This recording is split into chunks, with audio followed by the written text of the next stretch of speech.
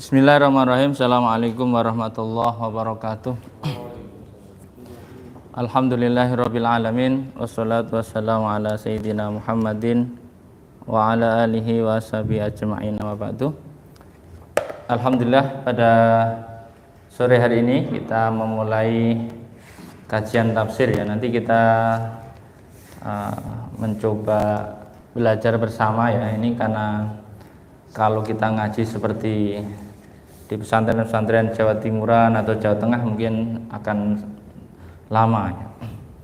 Bismillahirrahmanirrahim. Suratul Fatihah ini dengan kitab Tafsir Jalalain ya. Nanti kalau misalkan berkenan mungkin bisa di print atau beli kitabnya kalau memungkinkan. Bismillahirrahmanirrahim. Suratul Fatihah. Surat Fatihah Makkiyah. Sab'a ayatin bil basmalah ingkanat minha. Jadi suratul Fatihah itu adalah 7 ayat yang sifatnya makkiyah, bil basmalah ingkanat minha wasabi'a siratal ladina ila akhiriha. Jika bismillah dianggap bagian dari suratul Al-Fatihah, maka bismillah adalah ayat yang pertama. Karena nanti akan ada perbedaan pendapat apakah bismillah itu bagian dari suratul Fatihah atau tidak. Nanti akan ada beberapa pendapat. Maka ketika orang yang meyakini bahwa bismillah adalah bagian dari surat Al-Fatihah, maka ayat pertama surat Al-Fatihah adalah Bismillahirrahmanirrahim. Tapi bagi yang tidak meyakini bismillah bukan bagian dari surat Al-Fatihah, ayat pertamanya ya Alhamdulillahirabbil alamin. Nah, ketika ayat yang pertama bismillah, maka ayat yang ketujuh adalah siratal ladzina an'amta 'alaihim ghairil maghdubi 'alaihim waladdallin. Lalu yang enggak pakai bismillah, mungkin nanti ayat ketujuhnya adalah siratal ladzina an'amta alaihim ghairil maghdubi. Nanti coba dicek di orang-orang yang tidak mengakui atau tidak meyakini bismillah bagian ketujuh. Bagian dari surat Al-Fatihah itu. Iyyaka na'budu wa iyyaka nasta'in. Ini mungkin bagi yang tidak menganggap bismillah mungkin ada pemotongan di situ.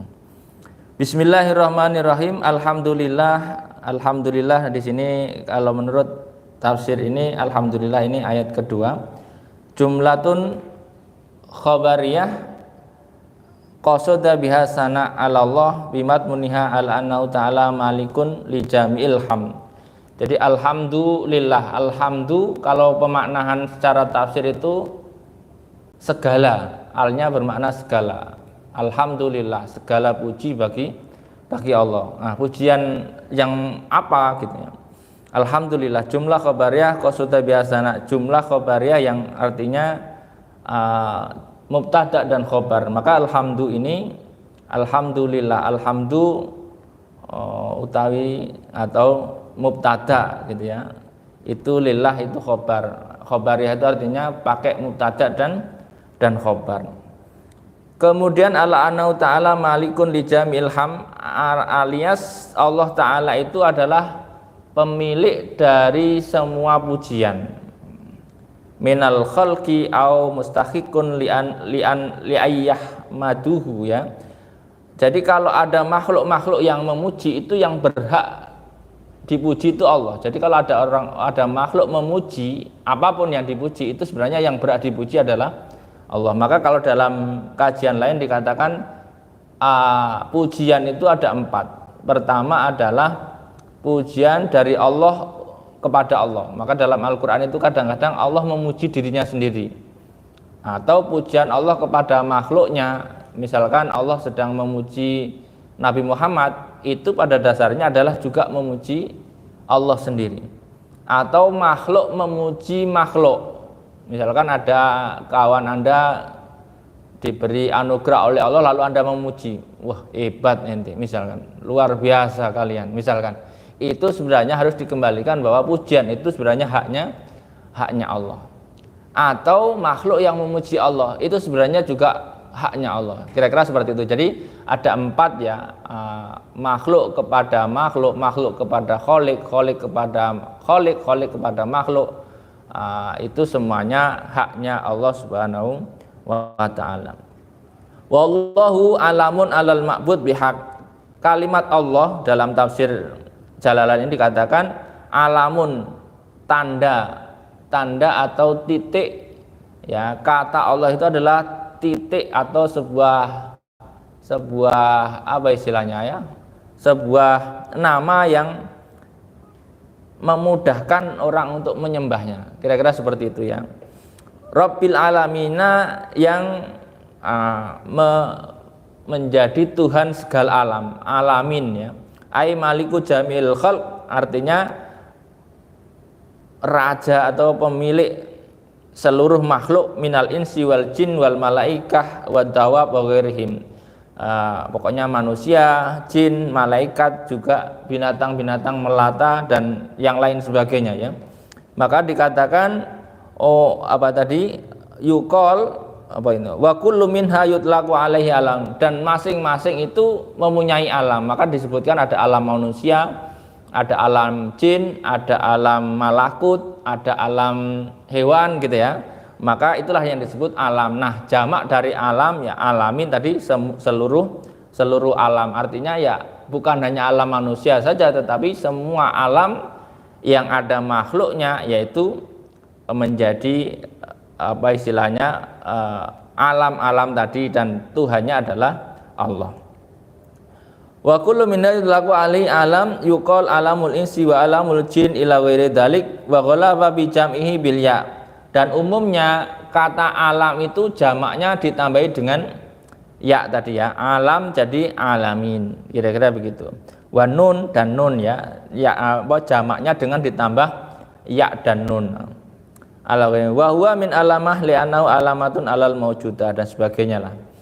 Kemudian ayat ketiga Ar-Rahmanir Rahim, Imam Jalaluddin menafsirkan aidir rahmah wa ya iradatul khair li ahli, yang mempunyai sifat rahmah. Apa sifat rahmah? Sifat rahmah adalah iradatul khair, keinginan untuk baik ya, li ahli kepada ahlinya, kepada yang berhak ya. Ya, jadi Ar-Rahmanir Rahim, kalau dalam tafsir yang lain mungkin bisa dikatakan Ar-Rahman kadang dijelaskan sebagai zat yang memberikan pengasih dan penyayang ya. Pengasih itu Ar-Rahman mungkin sifatnya lebih luas, Ar-Rahim sifatnya lebih kecil. Biasanya ada penjelasan-penjelasan lain di dalam tafsiran lain. Ar-Rahman misalkan untuk siapa saja, Ar-Rahim nanti terkhusus kepada orang-orang yang beriman. Kemudian Maliki Yaumiddin ail jaza wa huwa yaumul qiyamah. Maliki Yaumiddin artinya raja di hari kiamat. Maksudnya ya, atau kalau menurut qiraat yang lain dibaca pendek Maliki Yaumiddin, atau pemilik hari kiamat ini. Wa khassa bidzikri li annahu la malik zahiran fihi li ahad illallah ta'ala bidalil limanil mulkul yaum lillahi dan sebagainya al-ayat ya. Kenapa? Karena ya nanti pada saatnya itu tidak ada raja lagi kecuali ya Allah. Limanil mulkul yaum. Sekarang ini kan orang banyak yang menjadi raja, menjadi ini kan. Nah, tapi nanti di akhirat itu kalau sudah pada masanya, raja-raja itu tidak ada artinya. Contohnya ginilah. Sekarang itu di Indonesia misalnya, siapa presidennya? Ada kan presidennya? Ada misalkan. Lalu kemudian bagaimana kalau di kampus-kampus dikit-dikit ada presiden? Presiden IAT misalkan, presiden BEM misalkan, kan bisa ya, presiden partai misalkan. Nah, presiden-presiden kecil-kecil itu tidak ada artinya ketika dibawa ke istana presiden. Itu hilang. Nah, kayak gitu juga nanti raja-raja yang di dunia ini ketika di akhirat nanti itu udah nggak ada artinya. Jadi raja-raja sementara, artinya apa? Raja-raja yang kayak permainan. Ibarat kata di dunia ini kayak tempat Anda bermain raja-rajaan di apa ya? Misalkan di game atau jadi raja misalkan gitu ya. Ya cuma di game. Jadi kan seandainya di dunia hakikat itu ya diketawain sama yang aslinya gitu loh. Makanya orang jadi raja di dunia itu kok sombong, itu malaikat juga kayak orang main game terus, wih, padahal kayak orang main drama lah, jadi raja 1 jam misalkan, sombongnya minta ampun misalnya, itu kan ya ketawa di balik layar, misalnya begitu. Contohnya nanti ujung-ujungnya ya begitulah kira-kira begitu. Kemudian Malik wa maknahu malikul amri kullahu fil yaumil qiyamah, ya dalam arti lain dikatakan qara ayat ada apa yang membaca maliki yang tidak panjang tadi ya, karena pemilik semua urusan di yaumil qiyamah adalah Allah, au wa mausuf bidzalika daiman, atau memang dari awal itu memang disifati bahwa ya Allah itu selalu menjadi raja utamanya. Ya terserah ya, nanti pokoknya Malik Yaumiddin dan sebagainya, ya disifati semacam itu. Jadi tidak ada raja yang hakiki kecuali Allah itu. Makanya kita itu di dunia ini sesombong-sombongnya jadi apalah misalnya, itu sebenarnya ya karena Anda itu belum tahu yang hakikatnya. Makanya nanti kalau Anda lihat itu anak TK jadi ketua kelas TK itu kan bangganya luar biasa, dan itu nanti diketawain yang SD, ya kan? Walah, saya udah lewat TK sama SD, bangga ketua SD. Atau kalau ketua kan nggak bangga, juara. Misalkan Anda pernah juara TK nih, juara baca Quran TK, itu diketawain juara tingkat SD, diketawain yang SD diketawain juara tingkat SMP, yang SMP diketawain tingkat SMA, yang SMA nanti diketawain tingkat provinsi, provinsi diketawain tingkat nasional, yang nasional diketawain tingkat internasional, yang internasional itu nanti kalau sudah tua ya ujung-ujungnya cuma gitu-gitu aja. Jadi sebenarnya apapun yang sedang kita jalani itu memang ya pada kelasnya masing-masing. Maka kita nggak boleh terlalu bangga ya, maksudnya terlalu bangga nanti dikiranya itu udah kita mentok, itu enggak. Padahal nanti termasuk apapun lah di dunia ini nanti ujung-ujungnya juga tidak hakikat. Itu hanya permainan-permainan yang untuk semangat hidup ya. Seandainya enggak ada begitu ya enggak seru ya, kira-kira seperti itu. Kemudian ghafirud dam fasakha wuquhu sifatun li ma'rifati ya. Ghafirud dam, ghafirid dambi, apa istilahnya, pengampun dari dosa-dosa. Raja itu kan bebas mau menghukum atau mengampuni. Anda kalau pernah tahu sejarah raja-raja, raja itu kalau mau menyiksa nyiksa dia. Jadi nggak peduli. Raja itu pokoknya luar biasa ya, kalau dari raja itu otoriter memang. Ya maksudnya gini, hanya kesalahan kecil raja itu bisa menghukum, hanya kebaikan kecil raja itu bisa mengampuni. Nah, repot sama raja itu ya, makanya hati-hati jangan macam-macam sama raja yang asli nanti ya. Kalau sama raja-raja di dunia paling Anda ngeritik ya, Anda demo misalkan ya, paling ya, tapi dulu juga ada yang demo hilang misalkan ya, ada ya, tapi ya itulah kira-kira begitu. Makanya manusia itu nggak boleh mengambil alih sifat raja yang absolut, itu tidak boleh. Makanya Fir'aun itu hampir absolut. Kalau Anda lihat, mengambil sisi raja yang absolut. Dia bisa bilang saya bisa menghidupkan dan saya bisa mematikan. Dengan dalih apa? Itu lihat ada orang hidup kan, dipenggal mati, saya biarkan hidup, katanya begitu. Itu yang nggak boleh. Makanya sebenarnya raja-raja kalau sudah mengambil sifat kesombongannya Tuhan itu biasanya terus nggak adil, karena sebenarnya raja itu nggak bisa jadi barometer ya, maksudnya rata-rata jadi raja itu ya begitulah, kita kira begitu. Kalau seneng ya seneng, kalau nggak seneng ya nggak seneng gitu. Kemudian ayat kelima, iyyaka na'budu wa iyyaka nasta'in, ai nahussuka bil ibadah min tauhidin wa ghairihi wa nadlubul ma'unah alal ibadah wa ghairiha. Ya iyyaka na'budu, ya kepada engkau lah kami beribadah, kepada engkau pula kami minta tolong. Artinya apa? Mengkhususkan ibadah itu untuk Allah. Kalau Anda beribadah ya untuklah Allah. Makanya sebenarnya kalau orang mau mendalami surat Fatihah saja itu sebenarnya sudah beres. Kalau Anda beribadah khusus murni untuk Allah, luar biasa. Misalkan doa itu pengen Allah ridho gitu. Nah, selama ini apakah pernah doa begitu atau sementara ini doa mesti ada kepentingan lain?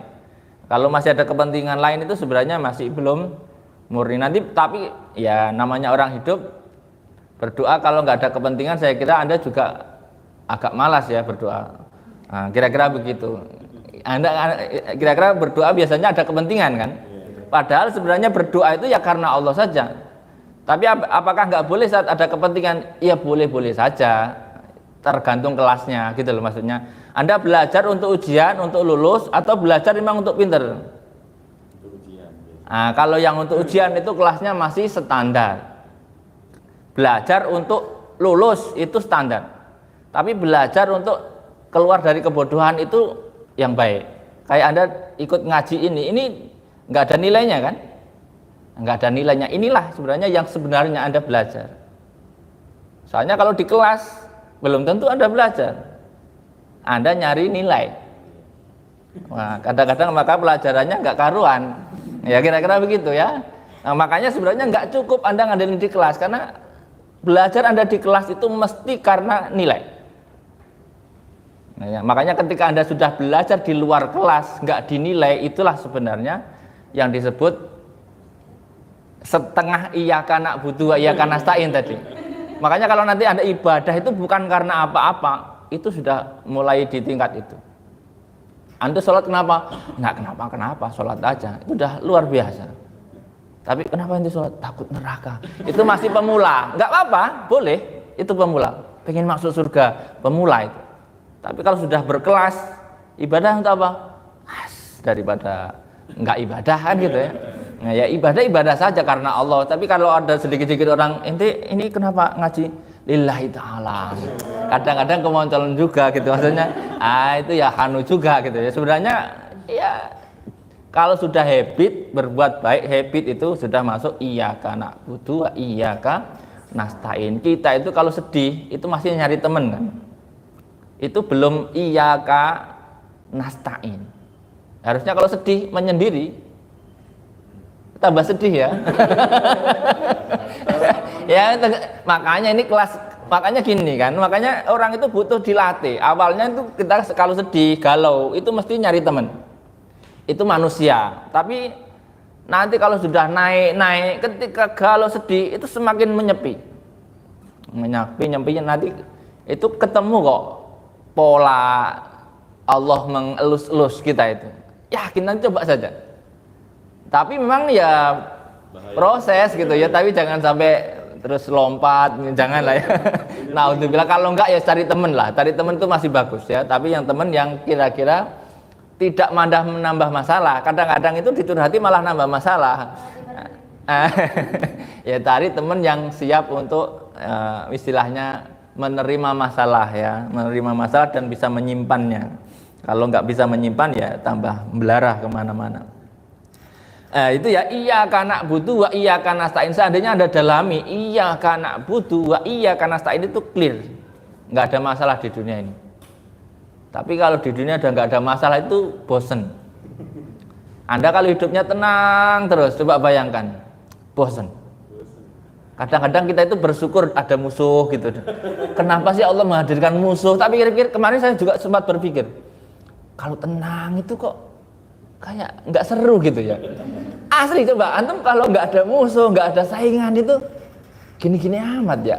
Udah selesai. Antum bisa belum pernah bayangin ya. Udah cukup lah. Misalkan ini udah hambar dunia itu. Serius. Makanya kalau ada musuh, ada saingan, ya Allah, itu disuruh kita masih hidup lagi. Loh serius? Nabi mana yang nggak ada musuhnya? Makanya tak pikir-pikir, iya ya, ternyata Allah itu menghadirkan musuh-musuh itu nggak mudah. Adanya musuh itu, jadi kita itu bisa nata hati lagi, bisa syukur, bisa sabar. Seandainya kita sehat terus, tenang terus, duit ada terus, itu nggak seru dunia. Makanya biasanya orang yang banyak duitnya itu kan nyari tantangan menjadi gembel di Amerika itu. ada budaya yang gembel bagi orang-orang yang kebanyakan duit, bingung ngabisin duit tapi nggak dapat kebahagiaan, dia malah hidup di jalan, malah ketemu kebahagiaan. Kan aneh ya, karena apa? Nggak ada lawan. Maka sebaiknya hidup itu yang masih ada temennya, teman pastabiqul khairat tadi. Antum kalau lari kekencingan nggak ada temennya, nggak ada kanan kirinya, nggak ada yang ngejar, udah nggak seru. Ya, jadi kayak antum kayak main game, antum menang terus lebih awal, itu nggak seru. Ya kadang kalah itu bagus. Kalau pernah kalah, Rasul saja perang itu nggak dibuat menang terus. Seandainya menang terus, Anda bisa bayangkan betapa sahabat-sahabat Nabi nanti itu nggak ada ininya ya, jumawa, mesti menang Nabi. Tapi kan enggak. Apakah nggak bisa dibuat menang? Bisa. Nah, itu artinya apa? Kalau kita kadang kalah, kadang menang, itulah namanya hidup. Hidup itu permainan yang harus kita mainkan. Jangan kita terlalu sesali. Mainkan, karena ada episodenya. Setiap orang punya lakon berbeda-beda meskipun mirip, tapi beda. Beda konteks, beda musuh, beda kuantitas, beda macam-macam lah. Kalau sama karena nanti ketebak. Oh, niru temen solusinya nggak bisa. Kadang-kadang masalahnya sama, solusinya nggak sama. Itulah nanti dunia itu seru gitu ya. Seru. Kalau lagi sadar. Iya, emang loh, jangankan kalian ya. Saya sadar kan masih kadang-kadang tapi kemudian gini loh, nanti kalau Anda yakin kepada Allah, tiba-tiba itu apapun yang kita dengar itu jadi nasihat. Tiba-tiba muncul gitu ketika kita, antum belum nyoba ya. Jadi udah pernah nggak atau belum? Jadi ketika antum misalkan galodek, tiba-tiba misalkan buka YouTube, loh kok ngomong ini, loh kok ngomong itu, kadang koran berita ini, maksudnya apa sih? Jadi kadang-kadang seolah-olah itu kayak ada yang nenangin, tapi kita nggak bisa lihat siapa itu. Nah, tapi kalau antum belum, nggak apa-apa, nanti ketemu kok gitu. Yakinlah, Allah itu sebenarnya lebih asik itu ya daripada curhat kepada orang. Udah, tapi memang berat. Antum kalau lihat nanti itu Nabi Yusuf itu ketika dibuang di sumur, kira-kira marah atau misalkan jelas manusiawi. Nah, tapi kemudian dia bisa mengatur ini. Kuncinya itu bagaimana Anda bisa menstabilkan hati dulu. Hati itu kalau stabil, cek, masalah nanti ketemu solusinya. Tapi hati-hati, hati kita itu kadang dibisikin sama kanan kiri gitu kan. Jadi seandainya, kalau saja, itu racun gitu. Makanya yang lalu biarlah berlalu, yang ke depan ya namanya hidup, ya punya potensi bisa ke sana bisa ke sini. Nah, itulah kira-kira iyyaka na'budu wa iya. Kalau Anda percaya dengan qada dan qadar, sebenarnya nggak ada gunanya penyesalan. Kalau ya, tapi kan berat ya.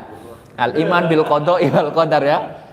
Syarruhu wa khairuhu wa syarruhu. Qada dan qadar itu rukun iman. Makanya seandainya orang itu beriman, yakin dengan qada qadarnya.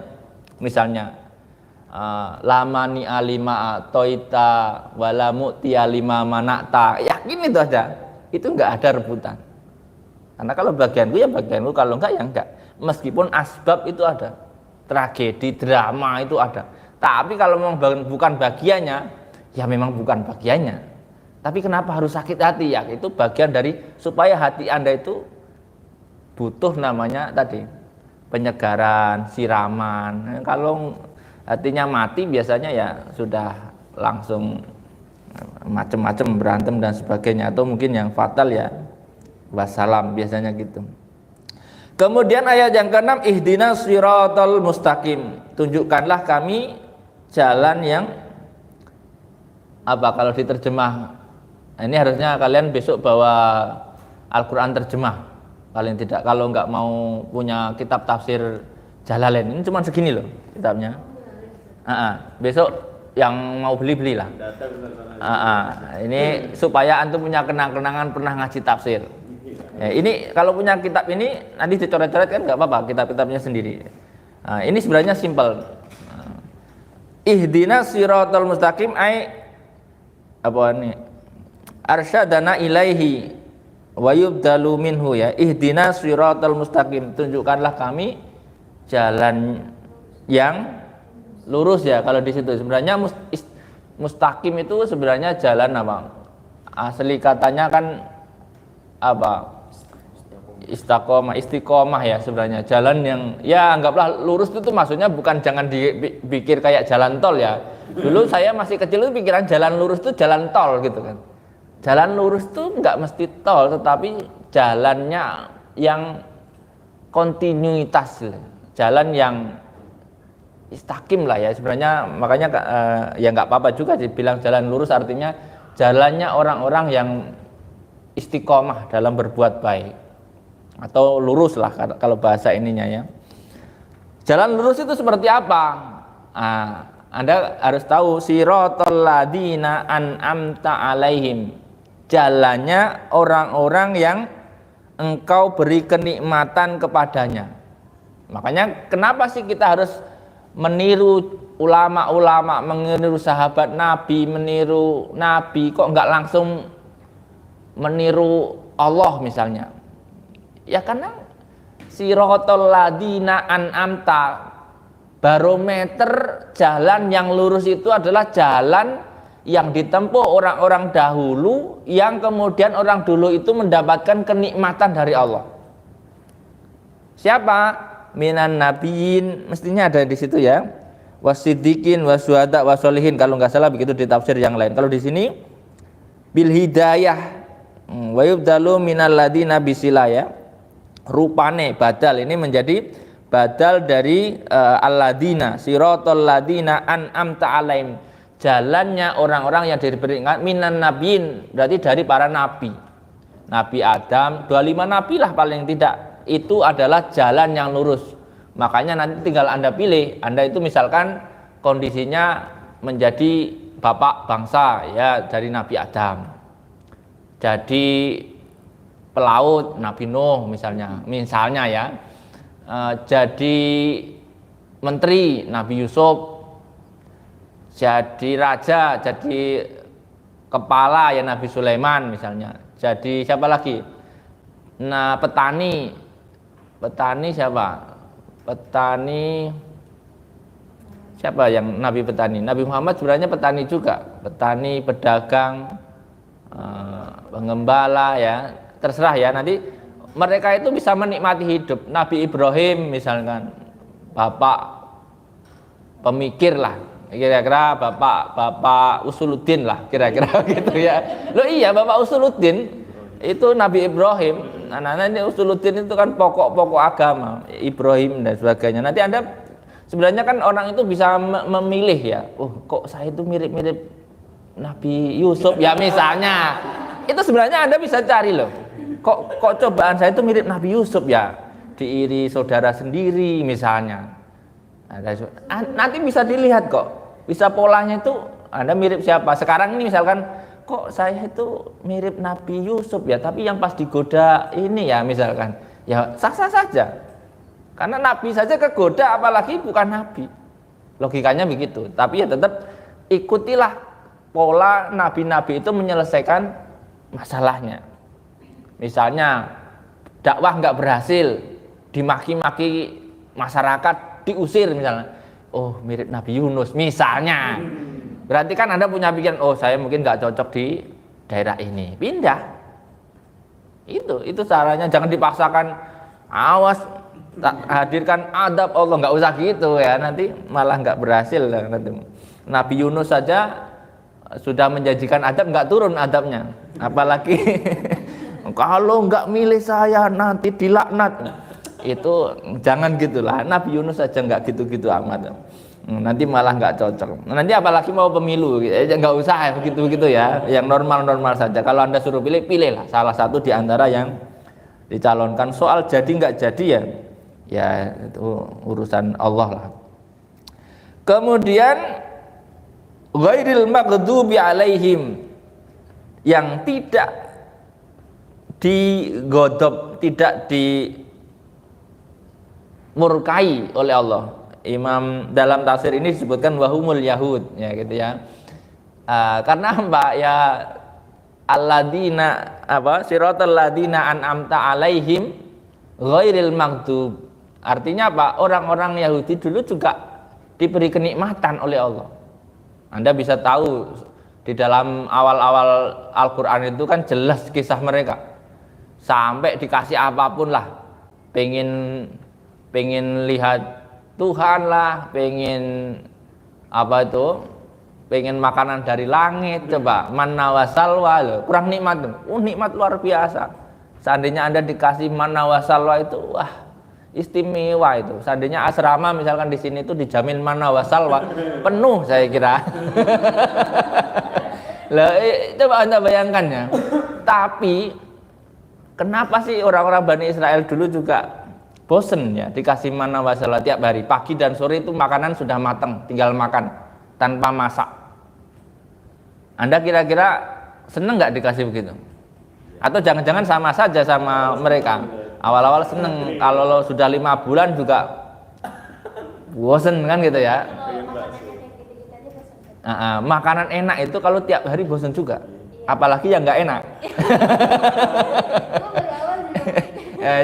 Jadi memang gini, orang itu tetap apapun makanannya, kalau makanannya itu terus tiap hari itu bosen.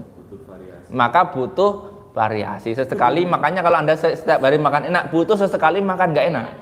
Loh, itu penting. Sehat terus, nggak pernah sakit, itu ya nggak seru. Makanya kadang-kadang sakit itu penting supaya enak ternyata sehat itu gitu ya. Nah, ya kira-kira seperti itu. Jadi orang-orang dulu juga tiap hari makan dijamin, suruh ibadah saja, nggak kerja nggak apa dijamin makan. Tapi itu pun nggak kuat. Dan saya kira kita pun nggak jauh beda. Tetapi mungkin orang-orang dulu itu saking, ya mungkin kalau di dalam ayat lain dikatakan mereka itu kan diberi kelebihan dalam berpikir ya, rada pinter. Nah biasanya orang-orang rada pinter itu menyusahkan diri. Banyak yang dipikir, banyak pertanyaan, akhirnya banyak kesulitan. Makanya kadang-kadang terlalu ribet, makanya ya dikit-dikit tanya. Tanyanya kadang-kadang tanya antara males dan tanya antara banyakan tanya, maka repot. Kalau Anda lihat, makanya dulu disebut kalau orang itu banyakan tanya disebut Bani Israel, gitu ya. Di pesantren-pesantren disebutnya begitu, artinya tanya aja kan. Gitu. Jadi ini menurut tafsiran kitab tafsir Jalalain gitu ya. Ghairil maghdubi alaihim artinya adalah Yahudi. Waladhdallin dan yang tidak tersesat, wahum nasoro. Jadi kalau Yahudi dianggap dimurkai, udah dikasih nikmat, sering loh dikasih nikmat terus disuruh beriman, terus pada musyrik, pada kafir, kemudian mau dulu kan kalau Bani Israel itu mau dijatuhin gunung gitu. Nah, terus ada yang macam-macam lah ya. Nah, kalau Nasrani itu juga sahabat-sahabatnya Nabi Isa mungkin juga dikasih nikmat. Yang minta angsilni Rob yang bilang ma'idatan minas sama'i takunu lana idal li awwalina wa akhirina wa ayatam minka, apa ayatnya itu awalnya? Rabbana anzil alaina ma'idatan minas sama'i takunu lana idan li awwalina wa akhirina wa ayatam minka warzuqna. Tuh, Nabi Isa itu ketika doa langsung makanan turun. Anda kalau punya keahlian kayak gitu, saya yakin nggak laku tuh warung-warung di depan. Ya, asli loh ya. Ini kalau kenikmatan kurang apa? Nabi Isa nyentuh yang sakit jadi sembuh. Nah, orang sakit lepra disentuh sembuh. Tapi Nabi Isa ya, murid-muridnya nggak juga. Makanya kalau sekarang promo mujizat Nabi Isa tetap nggak jalan karena ya bukan ya penyembuhan kan promonya ya. Ini enggak. Ini ya sekedar apa yang ditafsirkan dari istilahnya dari sini ya. Kemudian wa nuqtatul badal ifatatan anal muhtadin laisu yahudian wala nasara. Artinya apa? Siratal ladzina an'amta alaihim ghairil maghdubi alaihim waladdallin. Artinya orang-orang yang dapat petunjuk bukanlah Yahudi dan Nasrani. Ini menurut tafsir Jalalain. Nanti di ayat lain kan sebenarnya juga ada ya. Wallahu a'lam bishawab. Imam Jalaluddin itu kalau habis nafsiri dia menutup dengan wallahu a'lam biswab. Karena apa? Karena ayat Al-Qur'an ini tidak boleh kita seenaknya menafsirkan. Makanya kalau nggak hati-hati ini bisa lompat. Makanya nanti kita harus yakin bahwa Al-Qur'an tidak salah. Tetapi kalaupun ada kesalahan dalam penafsiran, itu kesalahan penafsirnya. Makanya tafsir ini akan luas sekali. Tetapi nanti kan ada orang-orang yang nafsir ini ngawur, misalnya kebablasan, keluar dari jalur juga ada. Makanya tapi kalau Anda nggak tafsiri, misalkan Anda terjemahkan secara letter, ya nggak apa-apa. Alhamdulillahirabbil alamin arrahmanir rahim maliki yaumiddin, kayak yang diterjemah itu ya. Kan siratal ladzina an'amta alaihim, misalkan tanpa menyebut merek apalah, misalkan yang tidak dimurkai dan yang tidak sesat, yang tidak dimurkai dan tidak sesat. Nah, sesatnya kalau di dalam ayat lain kan sesatnya yang asalnya nabi diangkat menjadi Tuhan, itu kan ya Isa anta qulta linnasi takhiduni wa ummiya ilahaini min dunillah. Itu memang sejak Nabi Isa sudah ditanya itu, kira-kira begitulah ya. Artinya apa? Ya memang ya begitulah kisahnya. Memang skenarionya begitu ya, kira-kira seperti itu. Kemudian itulah surat Al-Fatihah. Sebenarnya surat Al-Fatihah ini turun tidak di awal turun. Makanya sebenarnya surat Al-Fatihah ini sudah meringkas dari yang sebelumnya. Maka tafsirannya kok surat Al-Fatihah yang di depan tapi nafsirannya ke belakang. Maksudnya ke belakang itu kok merujuknya ke ayat-ayat yang lebih belakang. Ya karena turunnya ini mungkin setelah kisah-kisah yang itu disampaikan. Kisah-kisah kenikmatan yang diberikan kepada nabi-nabi sebelumnya disampaikan. Jadi supaya ini masuk. Kalau enggak tiba-tiba begini kan, siratal ladzina an'amta alaihim. Siapa? Kan gitu. Kagok. Nah, jadi nanti tetapi penempatan surat itu memang dari sananya begitu tempatnya, cuman turunnya tidak begitu. Kenapa kok begitu? Ya begitulah Quran unik. Jadi makanya nanti kalau Anda lihat, enggak mungkin surat Al-Baqarah itu turun langsung satu surat. Dan apakah Al-Baqarah urut habis 1 sampai 6 terus 7 sampai 8? Enggak. Kadang setelah Al-Baqarah nanti lompat An-Nisa, lompat. Tapi Rasul tahu, oh ini kumpulin sama ini kumpulin sama ini kumpulin sama ini. Makanya enggak sembarangan. Ini seandainya itu karangan Rasul harusnya kan urut. Ya ngapain orang bikin tulisan enggak urut? Antum bikin skripsi misalkan. Kalau memang otaknya hebat, kesimpulan dulu, terus bab 3, terus 4. Hebat itu, berarti sudah ada dalam pikirannya. Tapi kalau enggak mestinya urut. Itu ya kira-kira begitu. Kalau ada orang hebat itu ya tartibul nuzul skripsi misalkan. Itu terus ujungnya nyambung. Itu kayak main puzzle yang luar biasa. Coba aja, bisa nggak? Bisa gitu. Kalau bisa Anda sudah sekelas, jangan-jangan antum skripsinya minta pertolongan sama malaikat itu. Ya, makanya kan surat yang pertama turun kan apa? Al-Alaq kan ya. Tapi kan Al-Alaq bukan nggak ditaruh yang pertama ya, karena tempatnya nggak di situ. Ya nantilah itulah keunikan Al-Qur'an ya. Jadi nanti seperti itu. Oke, kita lanjutkan di surat Al-Baqarah. Madaniyah tadi Makkiyah. Ini bisa Anda bayangkan ya, Al-Fatihah tadi Makkiyah. Al-Baqarah ini Madaniyah.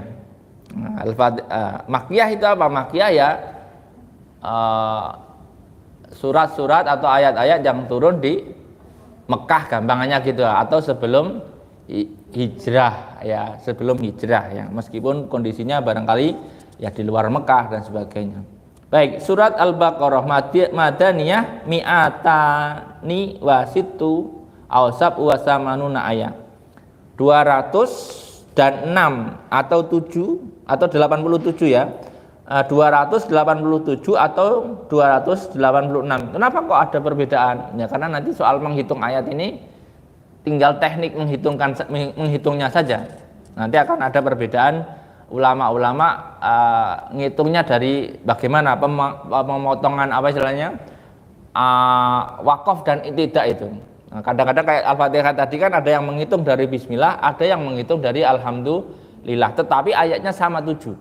Cuma nanti yang ayat ke-7 mana, yang ayat bedanya cuma seperti itu kira-kira.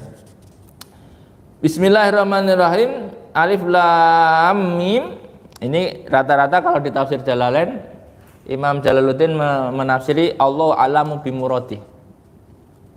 Pokoknya akhruful muqatta'ah Imam Jalaluddin ini rata-rata mengambil ahman.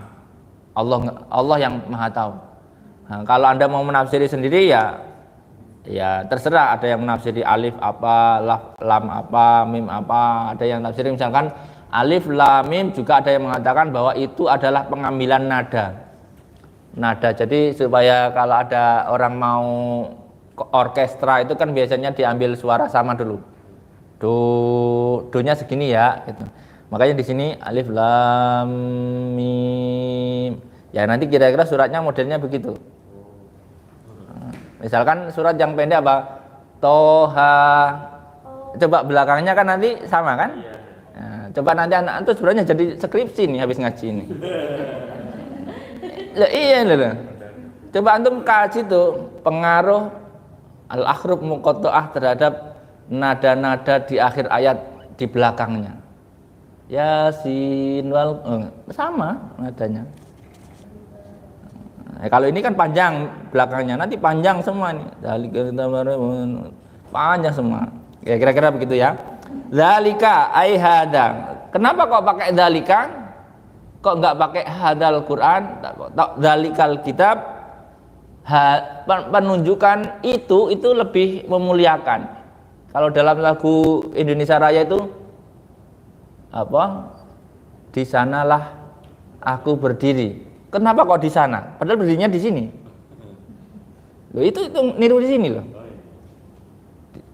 Apa di sanalah aku berdiri. Dalika.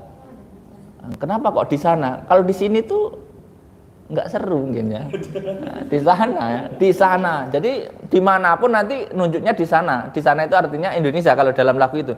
Dalika. Jadi Anda itu akan melihat terus. Kira-kira begitu. Tapi kalau di sini nggak kelihatan. Nantilah pokoknya. Ai hadzal kitab alladzi yaqra'uhu Muhammad. Yang dimaksud kitab adalah ya Quran. Dalikal kitab. Ya, kitab yang dimaksud adalah Al-Qur'an. La raiba au la syakka, tidak ada keraguan. Fihi, di dalamnya. Annahu min indillahi, sesungguhnya itu dari Allah. Wa jumlatun nafi khabarun mubtada ya. La raiba itu adalah jumlahnya mubtada khabar. Wal isyarah bihi li ta'dim. Isyarah kata dalika itu isyarah bihi li ta'dim. Ya, kalau dalam tafsir adalah dalika. Nanti coba Anda sebenarnya juga bisa jadi judul skripsi ya. Isim isyarah dalam Al-Qur'an. Nah, misalkan dalika, hadhihi dan sebagainya. Nah, Anda kaji tuh. Kenapa kok kalau penghormatan pakai dalika? Ada enggak ayat dalikum khairul lakum, apa misalkan yang lain ayat-ayat yang pakai dalika, Anda bisa kaji tuh. Hanya dalika saja itu bisa jadi sudah penuh tuh. Dalika wa dalika jazaul muhsinin gitu kan ya.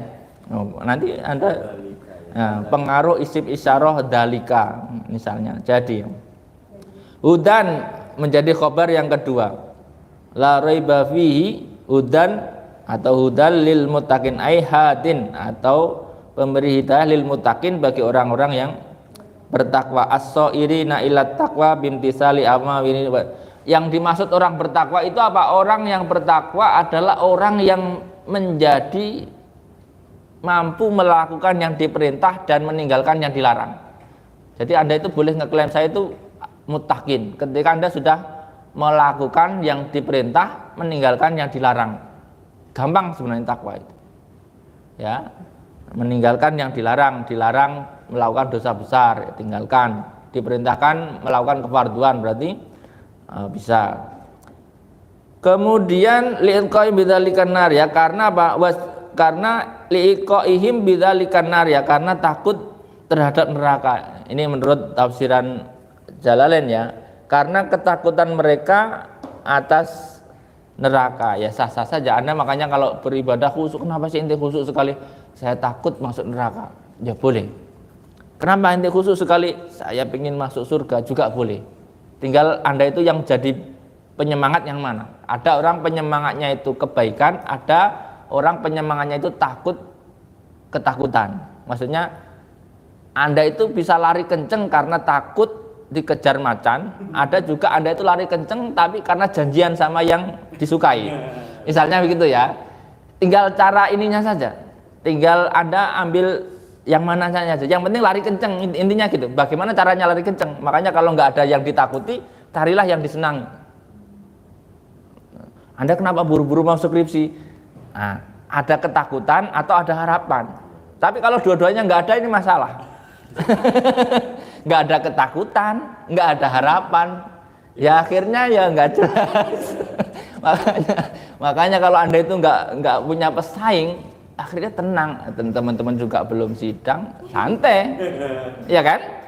Makanya harus ada fastabiqul khairat tadi, punya musuh. Wih, prodi sebelah udah loh. Nah, ini bagus buat kalian gitu loh. Masa kita enggak, kira-kira begitu. Ini contohnya pentingnya sebuah apa namanya teman untuk bersaing. Seandainya nggak ada saingan, rileks Anda.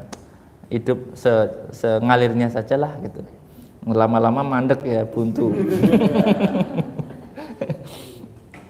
Alladzina yu'minuna ay yusaddiqun bil ghaib bima ghaba anhum minal ba'si wal jannah wan nar, ya. Orang-orang yang beriman dengan yang gaib. Yang gaib itu bukan hanya setan ya. Nah, ini orang-orang kadang pikirannya percaya dengan kegaiban itu percaya itu yang gitu-gitu. Enggak. Gaib itu artinya sesuatu yang masih jauh lah ya. Surga, neraka itu gaib. Gaib maksudnya gaib itu Anda belum pernah lihat. Kemudian kiamat juga barang yang gaib. Anda itu percaya barang seperti itu termasuk bagian dari iman. Makanya ada orang-orang yang tidak percaya hari akhir. Mati ya mati, sudah selesai. Apalagi surga dan neraka itu kalau dalam bahasa filsafat itu ya, itu kan istilahnya kayak semacam kalau orang-orang filsafat menamakan surga dan neraka itu semacam candu atau kira-kira begitu ya, ketakutan yang tidak nyata gitu ya. Orang kenapa takut neraka? Neraka itu belum pernah ada yang tahu. Itu kan orang-orang yang memang nggak yakin. Kalau nggak yakin ya sudah. Nah, kalau antum mau ikut-ikutan ya nggak usah kesini. Ya kesono aja kan kira-kira. Naudzubillah lah ya. Mosok Anda kentut aja percaya loh yang gaib. Kira-kira seperti itu. Wa yuqimuna shalah alladzina yu'minuna bil ghaib wa yuqimuna shalah, dan ayatuna biha bi huquqiha, dan mendirikan sholat artinya mendatangi dengan hak-haknya. Artinya ya Anda kalau sholat itu bukan sekedar sholat, tetapi memang ya sholat dengan maksimal.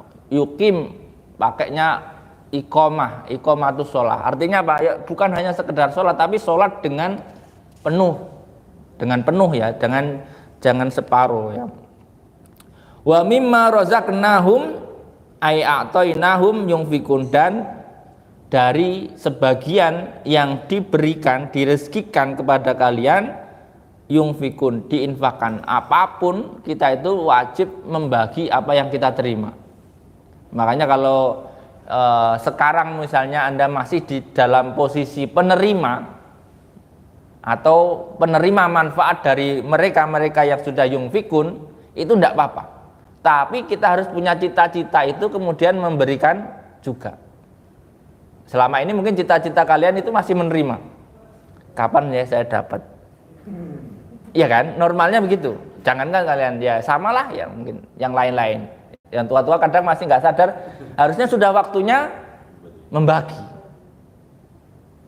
Sampai kapan jadi penerima terus? Iya kan? Tapi memang kalau Anda itu masih pantas ya, masih pantas. Tapi jangan sampai tua begini terus. Kapan? Jadi harus kita latih, saya harus mulai menjadi pemberi. Tapi memberi dari mana kalau nggak punya? Ya itulah nanti dicari Allah, masa saya penerima terus? Masa mustahik terus? Ya nggak apa-apa sekarang. Anda masih ngaku tolib, ngaku pelajar, ngaku musafir, sah-sah saja. Tapi kalau nanti tiba-tiba menjadi melejit, dapat warisan, misalnya, ya siapa tahu ya. Misalnya tiba-tiba jadi orang kaya karena nggak punya budaya memberi, sampai punya uang banyak itu masih mentalnya pengen dikasih. Makanya kalau Anda masih suka ditraktir, artinya masih suka diberi. Kalau suka nraktir, nah itu sudah mulai suka nraktir. Tapi jangan sampai temannya suka nraktir, Anda suka ditraktir. Ini pelanggaran. Nanti jadi langganan. Ya, kira-kira seperti itu ya. Nanti harus dilatih bahwa kita itu kalau nggak pernah memberi itu akan berat seterusnya. Makanya kadang-kadang kalau Anda kehilangan sesuatu, ikhlaskan dalam rangka memberi. Misalkan duit hilang 20.000. Ya Allah, aku niat sedekah lah yang 20.000 itu. Sudah ada yang jemput kok. Kan enak. Makanya kan dalam cara-cara menenangkan hati itu kalau duitnya hilang, anggap aja yang berhak itu sudah datang sendiri. Ya Allah, semoga itu bermanfaat. Tapi kalau 20.000 sih masih kalau gede, tapi butuh latihan. Tapi kalau dilatih lama-lama ya bisa gitu ya. Tapi ya jangan sering-sering ya. Ya secukupnya lah ya. Nah, jangan sampai setelah memberi Anda menjadi pengemis, nggak boleh juga. Ya, semangat memberi lalu terus besok gimana? Besok terserah Allah. Ya nggak apa-apa. Kalau kuat, kalau besok misalkan ngemis itu bukan terserah Allah. Berarti Anda merusak diri dan yang lain. Yang keempat, walladzina yu'minuna bima unzila ilaika, dan orang-orang yang beriman kepada apa yang diturunkan kepadamu, ail Quran, wa ma unzila min qablika, dan apa yang diturunkan sebelummu, ayat Taurat wal Injil wa ghairihima, wa bil akhirati hum yuqinun, dan dengan akhirat mereka mengetahui, atau apa dalam terjemahnya yuqinun. Kalau di sini ya'lamun, tafsirannya ya'lamun, mengetahui. Maksudnya apa? Ngerti kalau akhirat itu ada, ngerti dalam yakin dan ngerti. Ya, orang-orang yang beriman terhadap Al-Qur'an, Taurat, Injil, Zabur dan kitab-kitab sebelumnya itu bagian apa tadi? Dari bagian-bagian yang ditentukan. Lalu apa kemudian Allah menutup dengan bukan menutup ya, dalam ayat 5, ulaika, mereka itulah ala hudam mir rabbihim, yang dalam posisi mendapatkan hidayah dari Tuhan-Tuhannya, wa ulaika humul muflihun, dan mereka itulah yang muflihun, berbahagia, ail faizun bil jannah annajuna minan nar. Jadi kalau Anda sudah masuk dari golongan-golongan yang tadi itu, Allah dalikal kitab, apa tadi pertama, alladzina yu'minuna bil ghaib pertama, wa yuqimunas shalah wa mimma razaqnahum yunfikun, walladzina yu'minuna bima unzila ilaika wa ma unzila min qablik wa bil akhirati hum yuqinun. Kunci untuk bahagia itu 5. Ya, 5 itu. Ya, berarti apa? Pertama iman, kedua salat, ketiga zakat, keempat apa? Percaya dengan akhirat. Kira-kira seperti itu. Jadi Anda bisa kunci bahwa kalau Anda sudah beriman, sudah berbagi, sudah sholat, insya Allah bahagia. Ya, berbagi itu nggak harus sedikit, banyak juga nggak apa-apa ya. Jadi ya berbagi nggak harus sedikit ya, banyak juga nggak apa-apa ya. Jadi kita baliklah logikanya biar nanti Anda terlatih.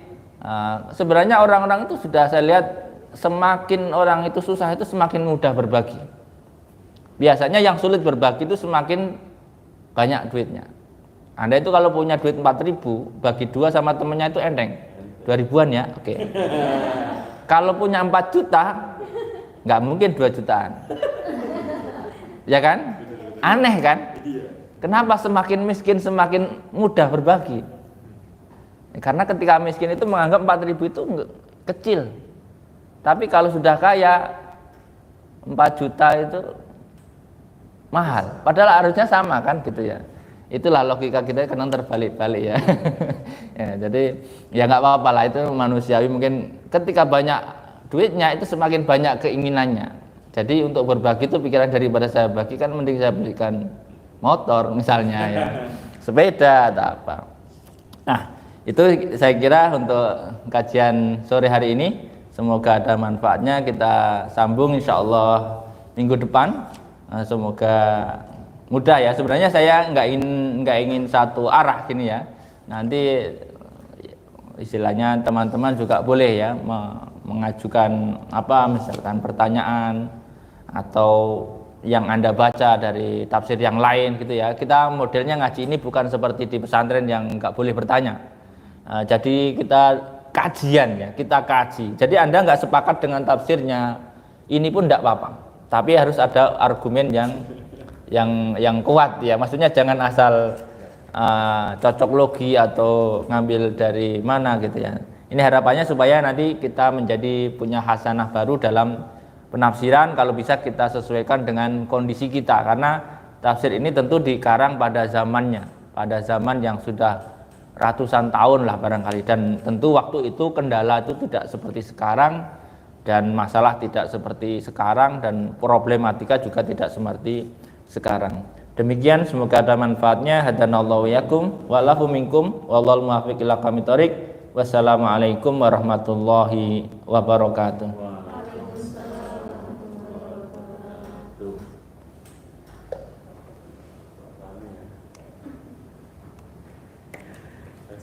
Sama-sama.